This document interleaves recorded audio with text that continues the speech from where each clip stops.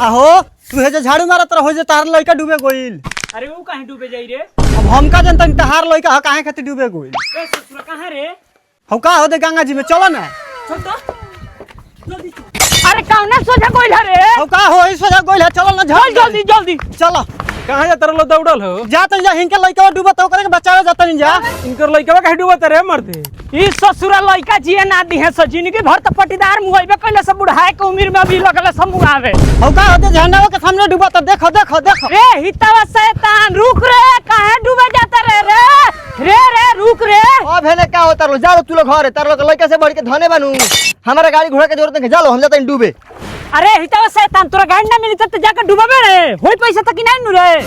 रे ते पागल है का रे मरद जान देला रे। आ मरद बिना मोटरसाइकिल के घुमेला तार इज्जत घटता ए तार तो भर पेट खाऊ के मिल जाता कतनो लोग एही दिशा में उपास हो सुतता उजियते नु बा।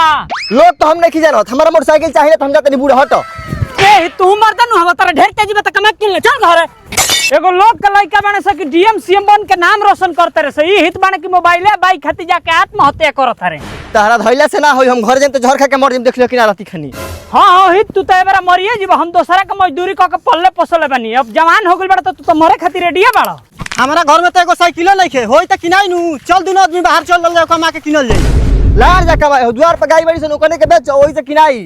हां चल गाय बेच के हम तोर गाड़ी किन देतनी हित लो त खावे में पूरा जिंदगी चल जाई तार लोग के जिंदगी में उखड़ के झाट नहीं खा शौक पूरा चाहिए।